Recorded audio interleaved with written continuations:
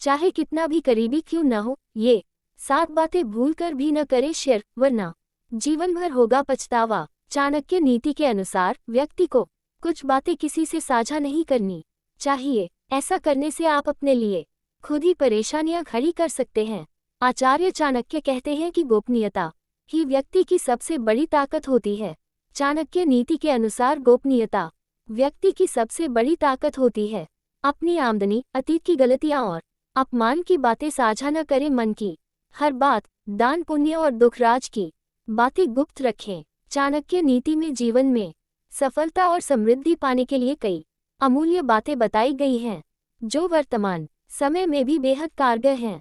कई बार हम लोगों से बातचीत में इतने डूब जाते हैं कि यह भूल जाते हैं कि कौन सी बातें हमें साझा करनी चाहिए और कौन सी नहीं। हम अपनी निजी बातें भी दूसरों से कह बैठते हैं जो नहीं कहनी चाहिए।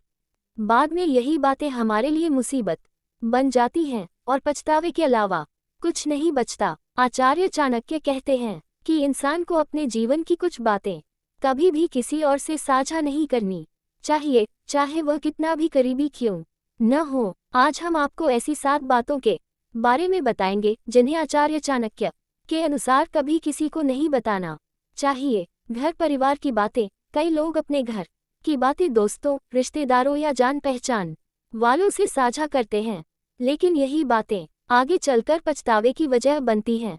घर की बातें बाहर बताने से घर के सदस्यों में आपसी मनमुटाव और विश्वास की कमी हो सकती है। पति पत्नी के संबंधों की बातें भी कभी किसी को नहीं बतानी चाहिए। इससे आपकी कमजोरी सामने आती है और सुनने वाले मजा लेते हैं, न कि सहानुभूति दिखाते हैं। अपनी आमदनी की जानकारी। लोग अक्सर आपकी कमाई जानना चाहते हैं। अगर आपने ये बता दिया कि आप कितना कमाते हैं, तो ज़रूरत के वक्त लोग सबसे पहले आपकी तरफ देखेंगे। पैसे न देने की स्थिति में मतभेद पैदा हो सकते हैं, और अगर आमदनी कम हो तो लोग आपका मजाक उड़ाएंगे। इसलिए अपनी आमदनी गुप्त रखना ही बुद्धिमानी है।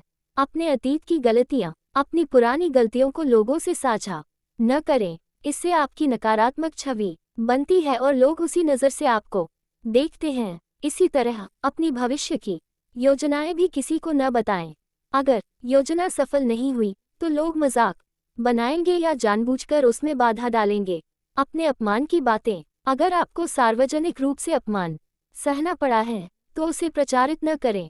अपमान का जवाब दें, लेकिन उसे बार बार दोहराने से लोग आपका और मजाक उड़ाएंगे। दुनिया में सहानुभूति बहुत सीमित होती है, इसलिए अपनी बेइज्जती की बातें केवल खुद तक रखें।